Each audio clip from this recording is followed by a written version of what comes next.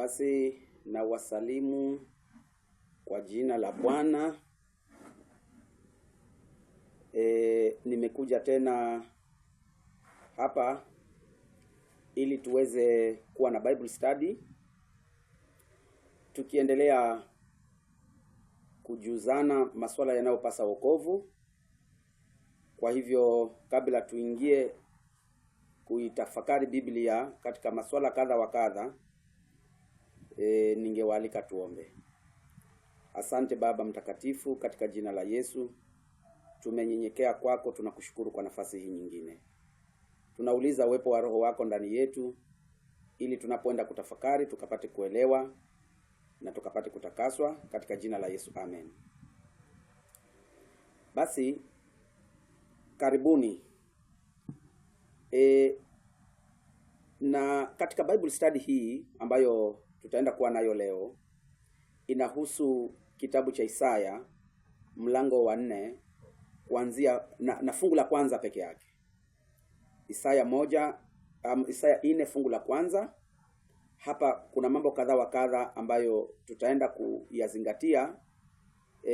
Unabii uliohusu nyakati za mwisho. Ni unabii ambao tunafaa kuwa na umakinifu katika kuzingatia, kwa sababu ulimwengu wa leo, ulimwengu wa kidini, una changamoto nyingi ambazo zimekuwepo katika wakati wetu, lakini haya ni masuala ambayo Biblia imelitangulia kuyazungumzia. Hatimaye tukaweze kuwa makini wakati tunapotafuta wokovu kupitia kwa neno la Mungu, Biblia. Lakini kabla niingie Isaya mlango wa 4 na fungu la kwanza, nataka nikawe na utangulizi ama nukuu fulani kuhusiana na Biblia ilivyozungumza lengo la shetani katika siku za mwisho.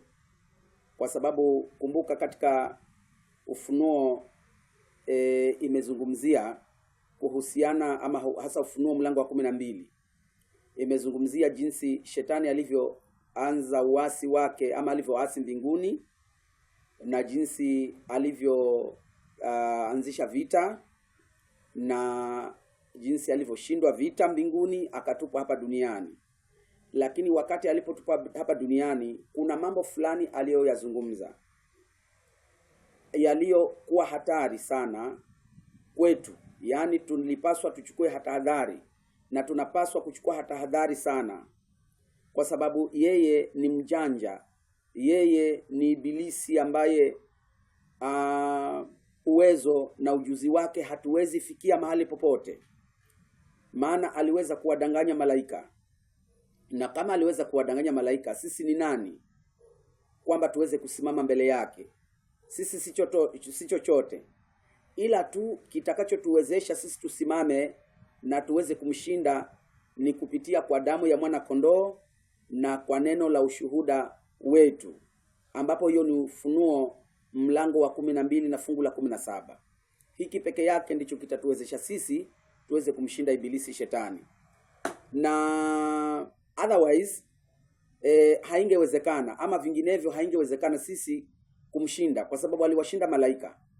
Na ukiangalia katika mfumo wa uumbaji, mwanadamu aliumbwa mdogo kuliko malaika. Ilikuwa ni mpango wa Mungu kwamba wakati mwanadamu alipoumbwa aendelee kukua mpaka kufikiria malaika. Kwa hivyo ikiwa malaika waliokuwa na uwezo na ujuzi na ufahamu wa Mungu, maana walikuwa naishi naye, aliwadanganya, sisi sio chochote.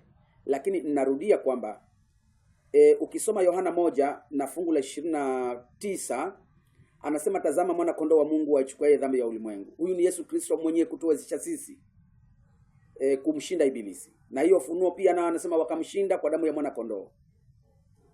Lakini sasa katika sehemu hii nataka tuangalie maandiko fulani, jinsi shetani alivyosema. Katika kitabu cha Isaya mlango wa 14 kuna maneno ambayo shetani alisema hapa, ambapo kwa wengi ambao mara nyingi hawaisomi Biblia, haya hawayajui. Na kunao wengine wengi wanaoisoma Biblia lakini hawako na umakinifu katika kumtafiti shetani na kutahadhari. mlango wa 14, Isaya mlango wa 14 na kuanzia fungu la 12. Anasema hivi: jinsi ulivyoanguka kutoka mbinguni, ewe nyota ya alfajiri, mwana wa asubuhi, jinsi ulivyokatwa kabisa, ewe uliyewaangusha mataifa. Hili ni fungu la 12. 13 anasema, nawe ulisema moyoni mwako, nitapanda mpaka mbinguni, nitakiinua kiti changu juu kuliko nyota za Mungu, nami nitaketi juu ya mlima wa mkutano, katika pande za mwisho za kaskazini. 14 anasema, nitapaa kupita vimo vya mawingu, nitafanana na yeye aliye juu. Ingawa 15 anasema, lakini utashushwa mpaka kuzimu, mpaka pande za mwisho za shimo. Haya ni maneno ambayo Ibilisi, shetani, anayazungumza. Lakini fungu la 15 anajibiwa kwamba atashindwa. Ila atashindwa namna gani? Ikiwa sisi tutajiruhusu kwamba tuweze kuelewa Biblia, Roho wa Mungu atutumie kuielewa na tutunze Biblia inavyozungumza, basi Ibilisi atashindwa. Lakini kinyume chake, ikiwa tutajiweka tu na kuanza kuifasiri Biblia kwa hekima na akili zetu wenyewe vile tunataka, bado sisi tunaifasiri Biblia kwa akili zetu wenyewe na kwa ujuzi wetu wenyewe, tutashindwa. Kwanza sisi tutashindwa mwanzo, na wale ambao tunawafasiria vibaya Biblia nao watashindwa pia kadhalika. Lakini tunapokuwa na umakinifu wa kuweza kumruhusu Roho wa Mungu atusaidie katika kuifahamu Biblia na kuielewa, basi sisi tutashinda, na wale tunaowaelewesha kwa mfumo huu bado nao watashinda. Katika videos zangu zilizotangulia, nilipofundisha kuhusu Msamaria mwema, zipo tu hapa kwa mtandao. Kama hujaziangalia utahitaji kuziangalia. Kuna mfumo fulani ambao niliweza kueleza unaotoka katika kitabu cha Isaya, kwamba ili tuweze kuielewa Biblia tunahitaji kuitumia Biblia itusaidie kuielewa hiyo Biblia. Na ile Isaya katika huo mfumo, katika Isaya 28 fungu la 10 na fungu la 13 inazungumzia kuhusu kuisoma Biblia sehemu kwa sehemu, kipengele kwa kipengele, huku kidogo na huku kidogo. Mtu anaweza soma kama mfano, kama ni Mathayo mlango wa kwanza na kuanzia fungu la kwanza, atasoma labda kuna habari fulani zinazotolewa pale, aidha ni kama mifano ya Yesu ambayo aliweza kuitoa. Anasoma ule mfano mpaka pale chini, alafu anatumia akili yake kuufafanusha ule mfano, mbali na kutumia akili na mfumo wa Biblia kuweza kuifafanusha ule mfano. Anasoma mlango mzima, alafu anakaa hapo katika huo mlango mzima kueleza huo mlango mzima. Sijui nafikiri hapa mnanipata. Anasoma karibu mlango mzima, ama kama ni mafungu 10, atumie hayo mafungu 10 hayo kuyaeleza hayo mafungu 10. Hapa ina maana atatumia akili yake, sio hekima ya kibiblia. Kwa sababu kuna hii Biblia imetumika katika lugha ya kimbingu. Ni neno la Mungu ambalo limevuviwa. Ni lazima tufahamu namna ya kuweza kuitafakari hii Biblia, ambapo ni hapa kidogo na hapa kidogo. Unapokuwa na maelezo mengi ya kwako wewe peke yake, bila kuunganisha andiko hili na andiko hili na andiko hili, bila kuunganisha hayo maandiko, unaongea tu peke yako, unasoma mafungu 2 matatu ama 4, unatumia saa nzima kueleza hayo mafungu bila kuonyesha andiko lingine na andiko lingine na andiko lingine linalounga mkono kile ambacho unazungumza. Hii ina maana tunaeleza yetu, tunatumia akili yetu na hekima yetu kueleza Biblia. Na Biblia inaandika kwamba unabii huu haufai kufasiriwa kama apendavyo mtu. Kwa hivyo kuna maneno katika Isaya hapa ambayo tumesoma kuhusu Ibilisi. Anasema kwamba nitakiinua kiti changu mpaka juu, nitafanana na yeye aliye juu. Sasa akiwa anasema atafanana na aliye juu, ambaye aliye juu ni Mungu, maana alikuwa huko mbinguni huyu mwovu shetani, akaasi akatupa hapa duniani. Sasa anaongea katika Isaya kwamba kile angefanya ni kwamba tena afanane na Mungu aliye juu. Nitafanana na yeye aliye juu. Hili jambo ni jambo la kutahadhari sana ambalo amelitamka pale. Si na kulingana na uchanganuzi ambao tuko nao hapa, ambao tutaendelea nao, hili jambo lishatimia hili jambo. Lakini lilitimiaje? Ndiyo katika somo hili ambalo tutakuwa nalo kwa Isaya mlango wa 4, na fungu hili moja lina mambo mengi ya kutafakari. Tutaona ni mbinu gani ambayo ameitumia mpaka amejaribu kufaulu katika mpango wake. Na anasema atafanana na aliye juu, sio kwamba atakuwa yeye aliye juu. Tuelewane hii statement ya Biblia, hii lugha. Anasema anataka atafanana na yeye aliye juu, Mungu huyu. Sio kwamba atakuwa Mungu, lakini kwa muktadha wa lugha yake, kwa wale ambao hawataelewa, watakengeushwa na hila zake, basi watakuwa wamwabudu yeye pasipo kujua. Tutajua yote haya yanayozungumza. Lakini sasa kabla tuingie kwa undani nataka tuulize Biblia, ni nini shetani angefanya ili aweze kufanana na Mungu aliye juu, ama yeye aliye juu, ikimaanisha huyu ni Mungu? Shetani angefanya nini? Sasa hiki ambacho angefanya ndicho kabisa kingewezesha yeye kufanana na aliye juu. Kwa wengine ambao hawana umakinifu katika Biblia, wakawa wanamwabudu yeye pasipo kujua. Ndio maana hoja hii nimeleta kusudi ili kuweza kuwa na umakinifu. Tusisome tu na tukakosa kumuuliza Roho wa Mungu atusaidie katika hekima. Na wengineo ambao pia nataka kuwafikia katika mazingira haya, tuisome Biblia. Tusitegemee wachungaji wetu kwamba watusome Biblia, watutafsirie wao Biblia na sisi tuchukue kutoka kwao. Tutapotezwa. Tutapotea. Kuwa mwanafunzi wa Biblia, kuwa na Biblia yako uisome na uulize Roho wa Mungu akufafanushie, akusaidie. Lakini pia kuna msaada ambao upo. Msaada ni kama huu ambapo niko hapa pia na imani kwamba jinsi nilivyotumia miaka katika kuwa na umakinifu wa kutafakari, kumuuliza Roho wa Mungu anisaidie, basi katika kile kiwango ambacho nimeweza kuelewa tutasaidiana. Situmii maandiko kidogo tu kujaribu kufafanusha hekima na maarifa yangu, la hasha. Ukiangalia video zangu zilizo hapa kwa mtandao, utapata natumia Biblia sana na bado nitatumia Biblia sana. Sasa tuingie sasa kumchunguza shetani ili afanane na aliye juu. Angetumia mbinu gani? Tusome Danieli mlango wa 7. Danieli mlango wa 7 na fungu la 25.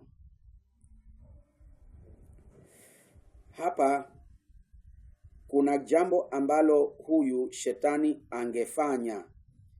Danieli mlango wa 7 na fungu la 25.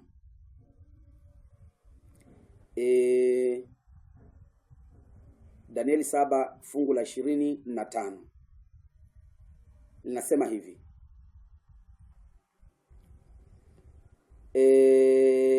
Anasema, naye atanena maneno kinyume chake aliye juu, naye atawadhoofisha watakatifu wake aliye juu, naye ataazimu kubadili majira na sheria, nao watatiwa mikononi mwake kwa wakati na nyakati 2 na nusu wakati. Sasa hiki ndicho kitu ambacho shetani angekifanya. Nataka kuongea jambo kidogo hapa kabla nianze kunukuu vipengele. Katika kitabu cha Daniel na kitabu cha Ufunuo, hivi ni vitabu vya unabii. Sio hivi peke yake. Kuna vinginevyo, hata Yeremia kuna mafungu na milango mingine ameongea maneno ya unabii, hasa akitabiri kuhusu destruction of Jerusalem, ama kuangamizwa kwa Yerusalemu na kuchukuliwa mateka kwa wana wa Yuda, na muda wangekaa kule kwa umateka wa Babeli, na jinsi wangevyo kutolewa Babeli na kurudi tena Yerusalemu. Hivi ni vitabu vya unabii, hata na Ezekiel na vitabu vingi vinginevyo. Lakini Daniel na Ufunuo ni vitabu vya unabii vilivyoshughulika pia na matukio ya nyakati zetu katika siku zetu za mwisho. Danieli ana unabii, Ufunuo anafunua unabii wa Danieli. Lakini kumekuwepo na changamoto katika ulimwengu huu wa kidini. Kuna watu na maeneo mengine vitabu hivi havisomwi. Vitabu hivi vinaonekana kuwa vigumu. Kwa nini ni vigumu? Ama kwa nini vinaonekana kuwa vigumu? Kwa sababu hawajajiruhusu kutumiwa na Roho wa Mungu katika kufafanusha Biblia. Wamejaribu kabisa kwa uwezo na akili zao kuingia kwa Daniel kumfafanusha, wakashindwa. Kuingia Ufunuo kumfafanusha, wakashindwa. Waliposhindwa, wakachukua hivyo vitabu wakaviweka hapo kando. Na ni mpango wa Shetani ili yaliyoandikwa kwenye unabii huu wa vitabu hivi viwili, na hata Ufunuo naye pia akazungumza mambo ya unabii. Ni mpango wa Shetani, mambo yanayohusiana na siku za mwisho, kwamba jinsi yanavyozungumzwa yasisomwe katika maeneo ya mikusanyiko mingi, ili watu wasielewe Yesu aje awaache wakati walikaa kumsubiri. Nimetaka kuzungumza hili, ni muhimu sana, ili hatimaye ndipo niingie hapo katika hilo fungu la 25. Tumezungumza kwamba Shetani angetaka kuabudiwa kama Mungu, kwa sababu anasema nitafanana na yeye aliye juu. Ni nini ambacho angefanya? Angefanya hiki, atanena maneno kinyume chake aliye juu. Na kunena maneno kinyume chake aliye juu ni vipi? Kwa mfano sasa, tuingie katika hiyo Biblia, katika mtindo ule wa huku kidogo na huku kidogo. Tuingie katika hiyo Biblia, kunena maneno kinyume cha Mungu ni vipi? Kwa mfano, tukisoma katika kitabu cha Mwanzo.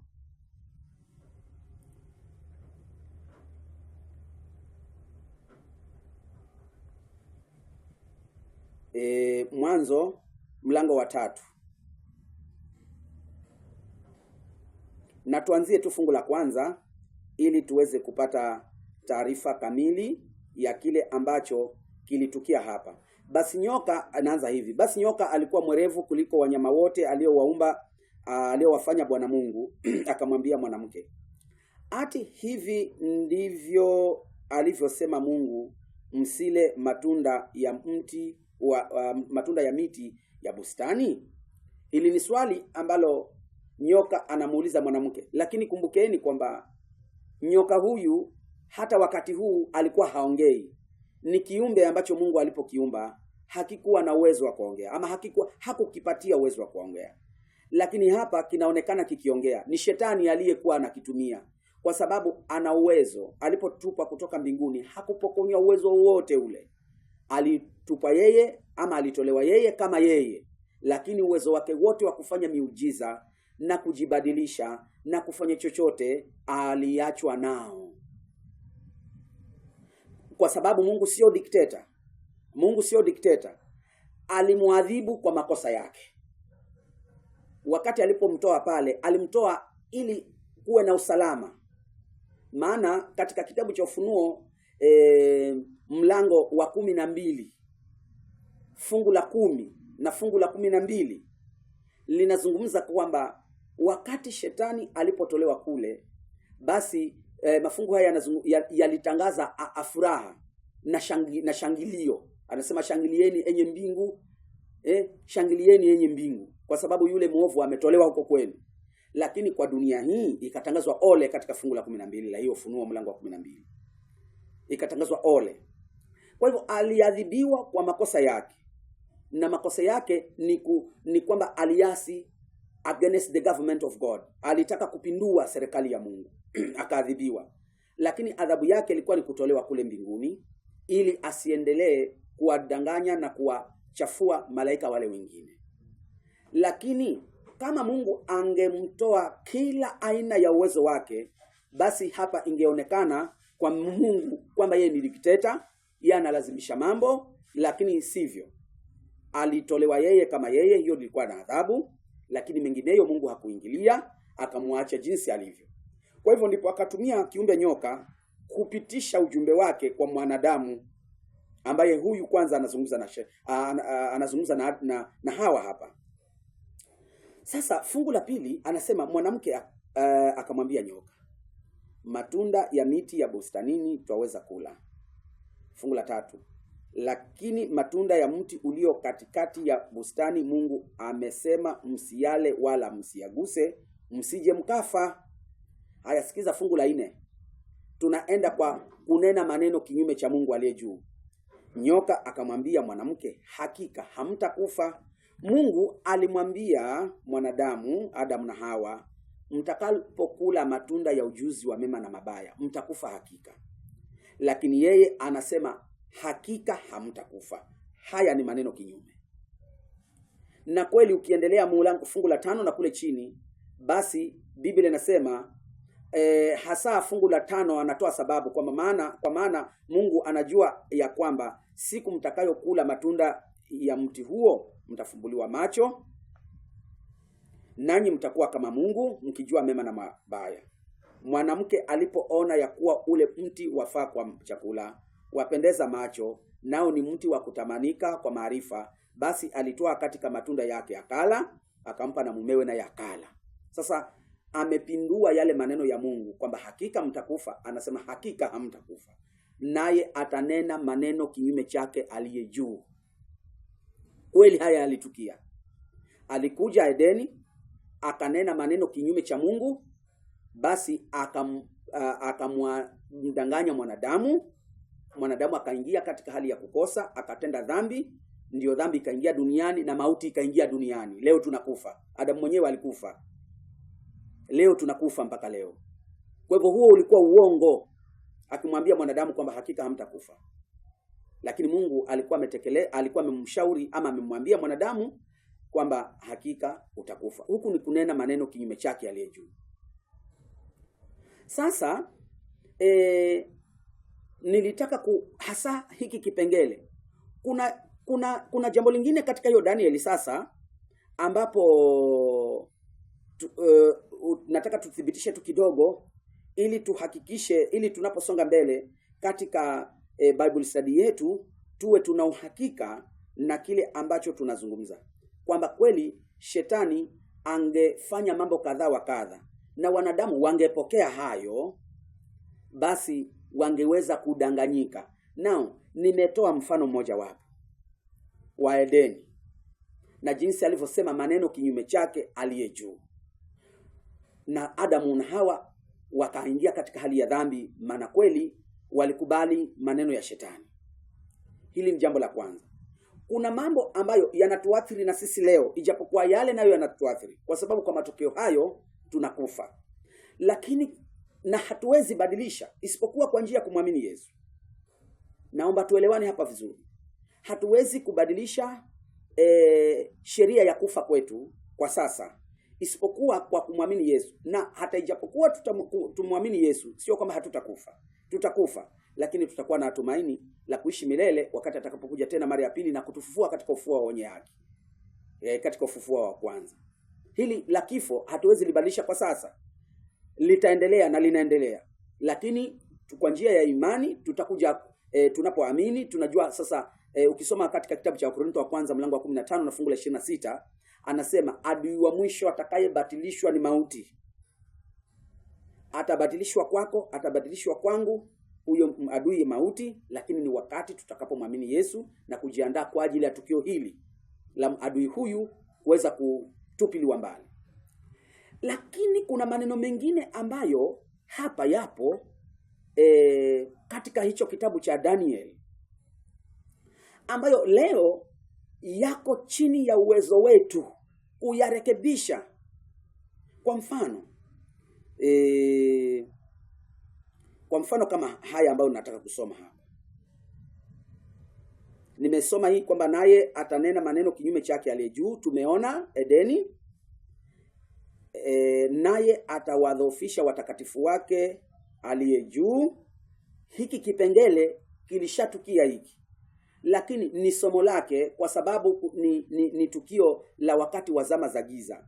Unabii wa siku 2000 siku 1260, 1260, siku 1000 ambao ni miaka 1260. Huu ni unabii wake ambao ulishatimia huu. Ulianza mwaka 538 na ukaishia mwaka 1998. Sorry, not 900 but 17, mwaka 1798. That is 1798. Unabii huu ulitukia huu wa kwamba naye atawadhoofisha watakatifu wake aliye juu. Kwa sababu anapokudanganya, kwa sababu kuna methods ambazo anazitumia, ama kuna mifumo pia ambayo yeye anatumia ili kuwanasa wanadamu. Anakuja kukudanganya, huo ndio mfumo wa kwanza.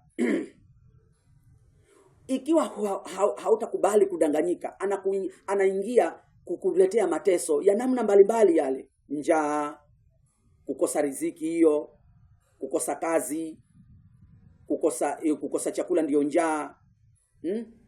Ikishindikana anakuletea hasa mateso kama vile not Daud but kama Ayubu aliposimama wakati shetani alipoenda kumjaribu na kumpiga na majipu.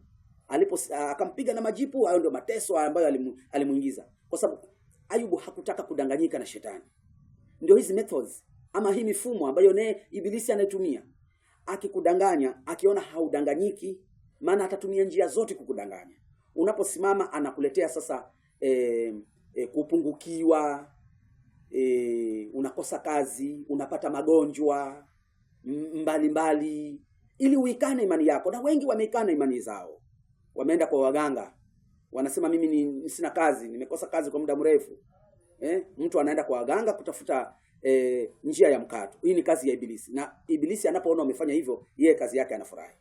Kwa hivyo hiki kipengele cha kwamba atawadhoofisha watakatifu walio juu kilishatumikia hii.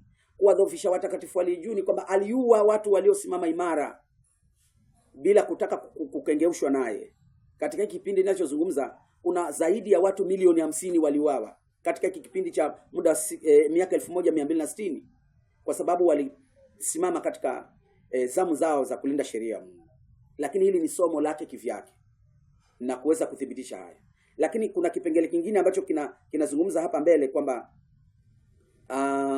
naye ataazimu kubadili majira na sheria.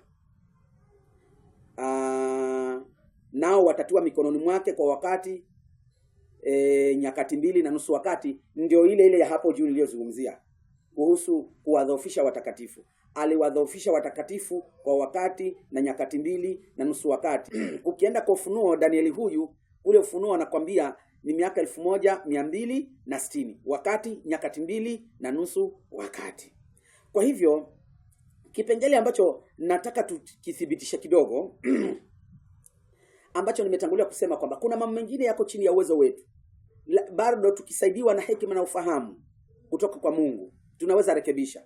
Tunaweza tukakubali kwa sababu tumekuja hapa kusaidiana. Ni hiki cha kuazimu kubadili majira na sheria. Majira na sheria, hasa nikianzia majira. Majira ni nini? Majira ni wakati, masaa. Utasikia kwamba jana majira ya saa 12, majira ya asubuhi, majira ya mchana, majira ya jioni. Huu ni wakati. Lakini ili aweze kuabudiwa ama kwamba afanane na Mungu aliye juu ndio abudiwe, kwa sababu Mungu yuabudiwa. Tunaabudu Mungu leo. Na ili ahadi yake kutoka katika kitabu cha Isaya itimie, ni lazima afanye haya mambo. Atazimu kubadili majira. Tuanze majira kwanza, alafu tutazungumza kidogo kuhusu sheria. Majira ni wakati, masaa haya. Sasa masaa angeyabadilisha vipi? Kwanza tuangalie maneno kidogo ya Biblia kuhusu namna Mungu anavyohesabu. Ndipo tukiona kinyume chake ambapo tunahesabu leo, tujue amebadilisha. Tuangalie Biblia ili tuweze kuifahamu Biblia. Tuulize Biblia, Mungu alihesabuje masaa?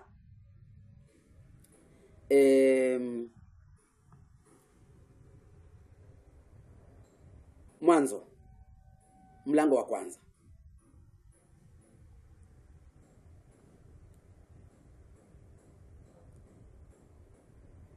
Mwanzo mlango wa kwanza. Hebu tuanzie kuangalia fungu la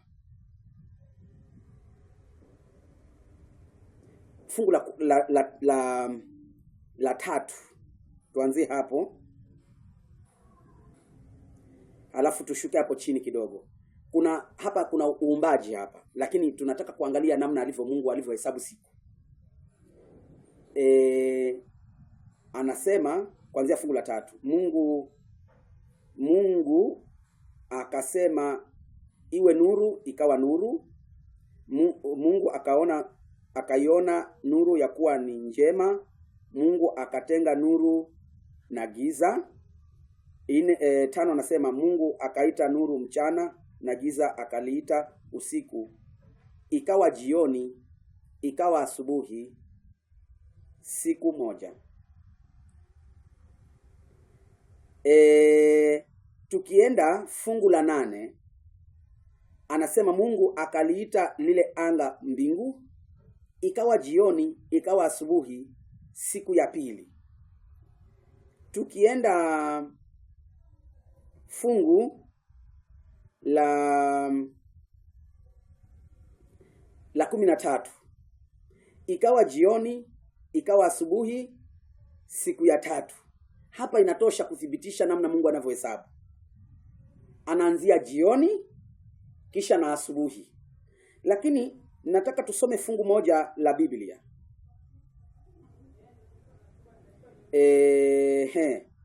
Ili tuweze kuunganisha vizuri hapa.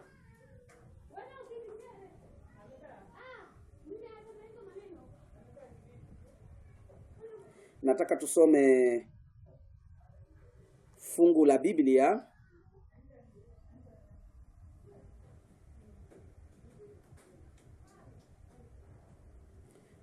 ambalo linatufunulia jambo fulani hapa. Poleni kidogo.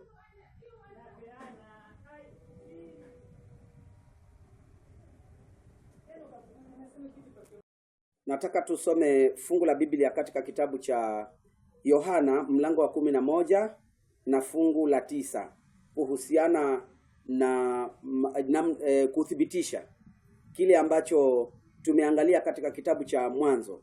Mwanzo anasema ikawa jioni, ikawa asubuhi, siku moja. Ikawa jioni, ikawa asubuhi, siku ya pili, ikionyesha Mungu anahesabu masaa kuanzia jioni. Ikawa jioni, ikawa asubuhi. Anaposema jioni, kwa sababu siku ina masaa 24. Siku ina masaa 24. Na tutathibitisha hili pia katika Biblia, kwamba siku ina masaa 24. Lakini namna ya kuhesabu haya masaa ni kuanzia jioni. Ni kuanzia jioni. Katika hii Yohana mlango wa 11 fungu la 9, Yesu anasema hivi. Yesu akajibu, "Je, saa za mchana si 12? Mtu akienda mchana hajikwai, kwa sababu aiona nuru ya ulimwengu huu. Je, siku za saa za mchana si 12?" Kwa hivyo ikawa jioni, ikawa asubuhi, ina maana kwamba ikiwa mchana ina saa 12, ile jioni nayo ina saa 12, ndipo kuna masaa 24 kwa siku moja. Lakini Mungu anavyohesabu anaanzia jioni. Na jioni hii kuna mafungu mengi ya kuthibitisha jioni hii yahesabiwaje, ni wakati gani wa jioni tunahesabu. Lakini katika haya masaa ya jioni nataka tusome fungu moja la Nehemia mlango wa 13. Nehemia mlango wa 13, ili tupate namna jioni hii inavyoanza kuhesabiwa, ni masaa gani ya jioni. Nehemia 13,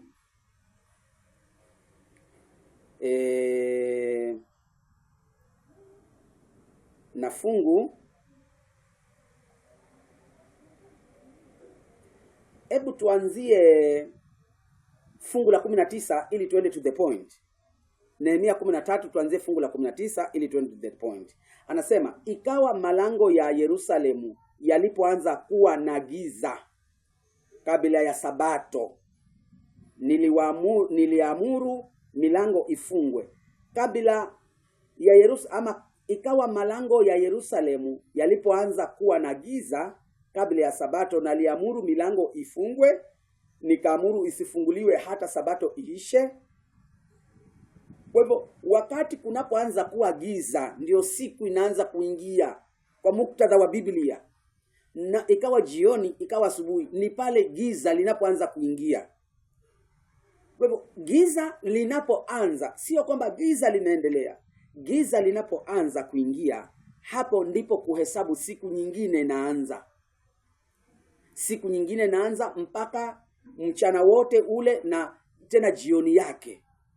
Ndio siku imeisha. Masaa 12 usiku, masaa 12 mchana. Kama vile tumesoma Yohana, Yesu anasema saa za mchana ni 12. Yohana hiyo 11 fungu la 9 tumeona hapa. Sasa hivi ndivyo Mungu anavyohesabu. Ikawa jioni, ikawa asubuhi. Na jioni hii ni kuanza kuingia giza. Na sisitiza hili kulingana na fungu la Biblia katika hesabu ya katika kitabu cha Nehemia hapa. Saa za kuingia siku ni kuanzia giza linapoanza kuingia. Nimetangulia kusema kwamba kuna masuala kama haya yako chini ya uwezo wetu kuyakataa. Ijapokuwa sasa kuna jambo nataka kuzungumza hapa ndipo niweze kuendelea na hiki kipengele. Leo tunahesabuje siku? Ni saa ngapi ndipo siku nyingine inaingia? Bila shaka unaelewa kabisa kwamba siku inahesabiwa kuanzia saa 6 usiku. Leo huu ni mpango wa shetani.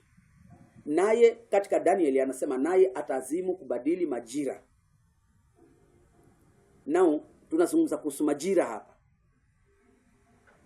Atanena maneno kinyume chake yale juu, tumeona. Atazimu kubadili majira, tumeangalia majira. Kwanza tumeangalia upande wa Mungu. Ahesabuje wakati? Ni jioni. Biblia inasema wakati giza linapoanza kuingia.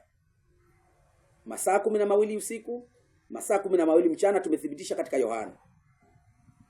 Lakini leo shetani alileta sayansi na elimu za kidunia leo wakabadilisha mpaka masaa siku inaanza kuingia saa 6 usiku. Wakati giza lishaingia kuanza kuhesabu siku, hao hawahesabu. Lakini giza linapoendelea, linaendelea mpaka inafika saa 6. Ndipo sasa wanaanza kuhesabu kwamba siku nyingine inaingia. Huu ni mpango wa shetani na alikuwa ana lengo. Na lengo lake kuu ambalo alikuwa nalo ni hicho kipengele cha kinachofuata, sheria. Maana hapa atazimu kubadili majira. Ili aweze kubadili majira na faulu ambavyo amefaulu. Leo wanadamu hawahesabu kama vile Mungu anavyohesabu. Shetani alibadilisha na amefaulu kwa asilimia kubwa, isipokuwa wachache wanaokubali haya ambayo tunasoma ya Biblia, lakini sio ya kwangu. Maana nimesema nitasoma sana, kwa sababu ninapoanza kueleza mengi yangu mimi mwenyewe bila kuthibitisha inakuwa changamoto kama vile wengine wanavyofanya. Lakini nasoma nikithibitisha hapa mafungu ya Biblia. Kwa hivyo wachache ambao wamekanusha kuchukuliwa na wimbi hili la kuhesabu kuanzia saa 6 usiku, kama mimi na wewe, kama utaelewa na uachane na kuhesabu kuanzia usiku saa 6, ufuate mfumo wa Biblia, mfumo wa Mungu, basi utakuwa hujakengeushwa na ibilisi huyu mwovu. Lakini nimesema kwamba lengo lake lilikuwa ni kipengele hiki cha pili cha sheria. Alitaka kuivuruga sheria ya Mungu kwanza. Na kama kuna watu ambao watajaribu kudai kuitunza, lakini nao wakengeushwe, bora tu wakikubali kuhesabu masaa. Kwa mfano, sheria ya Mungu katika amri 10. Katika kitabu cha Kutoka mlango wa 20, kuna amri 10 pale za Mungu. Usiwe na miungu mingine ila mimi. Usijifanyie sanamu ya kuchonga. Usilitaje bure jina la Bwana Mungu wako. Ikumbuke siku ya Sabato uitakase. Waheshimu baba yako na mama yako, yani waheshimu wazazi wako. Hiyo ni amri ya 5. Usiue ni amri ya 6. Usizini ni amri ya 7. Usiibe ni amri ya 8. usishuhudie uongo ni amri ya 9, na usitamani ni amri ya 10. Hizi amri ziko kwenye kitabu cha Kutoka mlango wa 20. Kuna sheria 2 ambazo alizibadilisha, lakini akijua kabisa kwamba anapofaulu kubadili sheria hizi 2 bado atakuwa ameibadilisha sheria yote, kwa sababu yeye ni msomi mzuri wa maandiko ya Biblia, anaelewa Biblia vizuri. Kwanza nataka nisome hapa haya mafungu, ndipo niendelee hapa. Haya mafungu ambayo nazungumza hili, Yakobo mlango wa 2, huku kidogo na huku kidogo, mfumo wetu wa Bible study. Yakobo mlango wa 2, na tuanzie fungu la 10, alafu tutaongeza fungu lingine. Yakobo mlango wa 2, fungu la tuanzie tusome fungu la 10. Nasema hivi: maana mtu awaye yote atakaye ishika sheria yote, ila akajikwaa katika neno moja, amekosa juu ya yote. Shetani analijua hili vizuri. Kwa hivyo anajua katika sheria 10 za Mungu, amri, utakapovunja moja umezivunja zote. Lakini kwa nini ukivunja moja umevunja zote? Ongeza fungu la 12. Fungu la 11. Anasema, kwa maana yeye aliyesema usizini pia alisema usiue. Basi ijapokuwa hukuzini, lakini umeua, umekuwa mvunja sheria. Hiyo ndiyo maana ya ukivunja moja umezivunja zote. Maana yalitamkwa na Mungu yule mmoja. Hizi sheria zilitamkwa na Mungu mmoja. Sasa shetani anajua hilo, kwa sababu ndipo anapotumia ujanja mpaka ukubaliane naye, hasa katika maeneo fulani.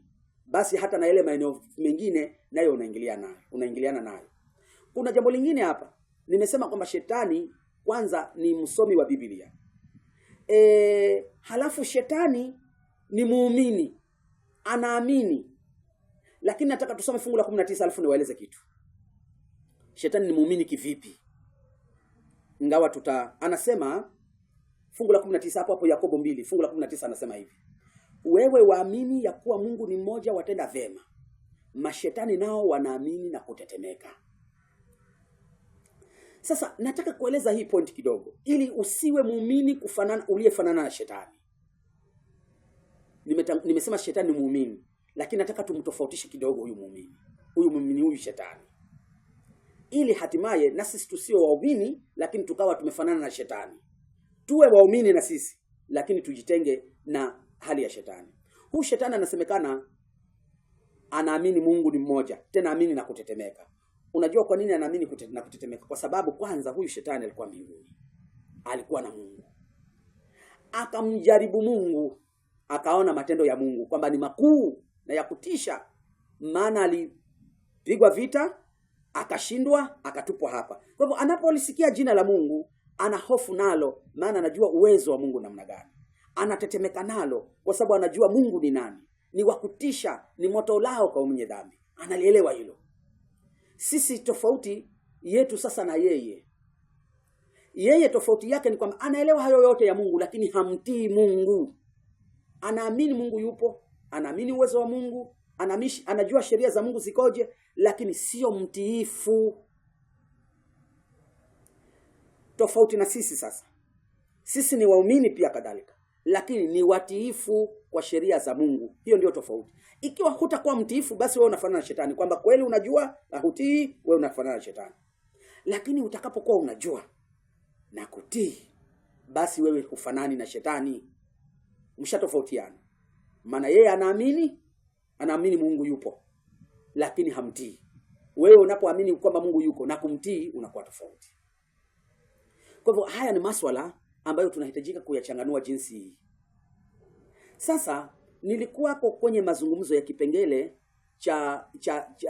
tumezungumza kuhusu majira yalivyobadilishwa. Tukasoma Biblia, Mungu yuhesabuje, na mwanadamu leo alibadilisha kwamba kwa hesabiwaje, lakini huu ni mpango wa shetani.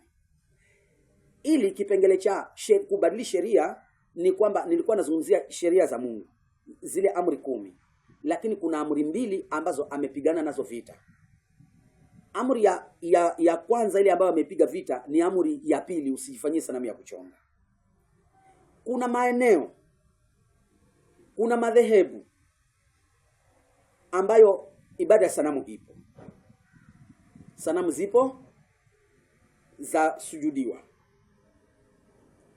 zipo za shuhudi hivyo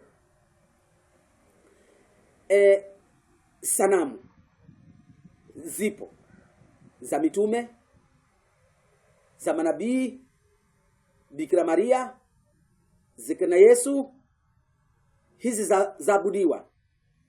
Lakini Biblia iliandika usijifanyie sanamu ya kuchonga. Lakini wanaoziabudu kwenye maeneo yao ya vitabu vyao, kwenye Biblia, kwenye Biblia zao, sio hizi ambazo wewe unazo, kwenye Biblia zao, amri ya pili huipati. Amri ya pili huipati, ile usijifanyie sanamu ya kuchonga. Wakitoka usiwe na miungu mingine, usiwe na miungu mingine la mimi, wanakuja kuhusu, wanaruka pale, wanaenda ya 3 kwanza. Lakini hii ya mwisho huku ya 10, kwa sababu ni ndefu kidogo, ikagawanywa mara 2. Ndio ziwe 2, ndio zijaze kwa 10. Lakini ya usijifanyie sanamu ya kuchonga haipo kwao wao. Mimi siwataji jina hapa. Lakini wewe fanya uchunguzi wajue ni kina nani. Ukishawapata wao, basi ujue ni wao. Wakimbie kama kutoroka. Wewe wachunguze wapo, hawafichiki. Ngawa mimi siwataji jina. Sasa hiyo amri haipo ya pili. Alafu amri nyingine ambayo amepiga vita ni amri ya 4. Ikumbuke siku ya Sabato uitakase. Siku hii imeleta vita na amepiga vita mpaka katika Daniel ile tulimesoma kwamba naye atadhoofisha watakatifu wake walio juu kwa wakati, nyakati 2 na nusu wakati. Nikazungumza ni kipindi hiki cha zama za giza katika mwaka 538 mpaka 1798 ama mwaka 1798. Hapa ndipo jambo hili liliweza kutendeka la kubadilishwa kwa sheria ya Mungu. Leo ibada inafanywa Jumapili. On a serious note. Ama kiukweli kabisa, kibiblia, Sabato sio Jumapili, ni Jumamosi. Ilibadilishwa, Sabato ilibadilishwa. Ndio maana na kukawa na ile oppression, yani mateso pamoja na changamoto ambazo wanadamu waliletewa na Ibilisi, kwamba ikiwa hautakubali uongo wake anakuletea mateso. Kwanza utapungukiwa na nguo, kwanza hata na malazi yatapungukia, utakosa hata na kazi. Ukiona hivi mambo haya yote nayo umepuza, anakuletea magonjwa mpaka ifike mahali kwamba labda wewe peke yake unateseka katika dunia, na uanze kutafuta namna nyingine ya kuweza kujitibu mbali uondoke kwa Mungu. Yeye ndivyo anafanya. Ndivyo alivyofanya katika kipindi. Wakati alipoleta mabadiliko ya Sabato kutoka kwa amri ya Mungu ya 4 mpaka kuleta siku ya kwanza ya juma ambayo ni Jumapili, wale waliokataa kuenda kulingana na mpango wake walidhoofishwa. Ndio kule atawadhoofisha watakatifu wake aliye juu.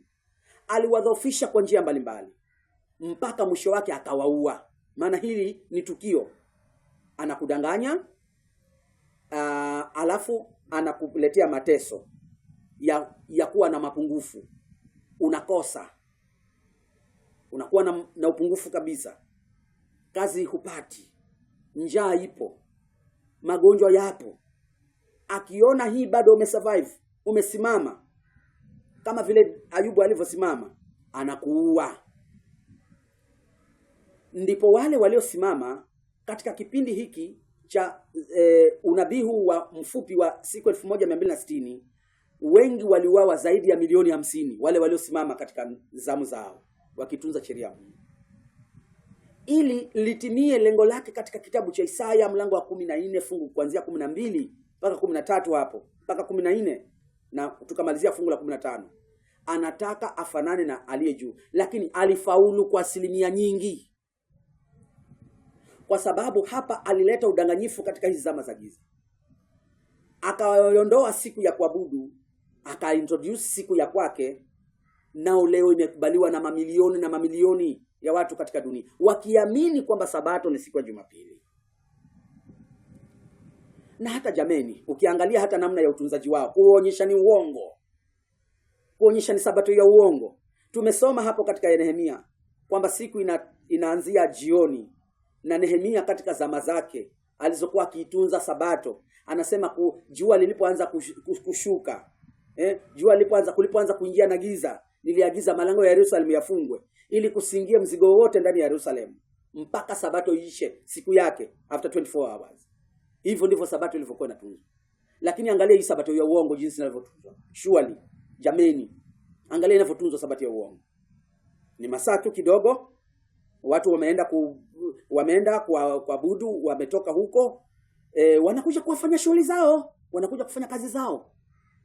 Siku hiyo sifanye kazi yoyote. Basi hata na iwe hiyo Jumapili kwa mfano, na iwe ni hiyo Jumapili, mbona mwaifanyia kazi? Mbona mfanya kazi? Biblia inasema siku hiyo sifanye kazi yoyote. Haya, iwe sio Jumamosi, basi iwe ni Jumapili. Mbona mwaifanyia kazi? Mbona mfuate neno la Biblia ikisema siku hiyo usifanye kazi yoyote? Mbona ni ibada tu halafu mnarudi kufanya kazi zenu? Hii inamaanisha ni Sabato ya uongo. Hii ni uongo.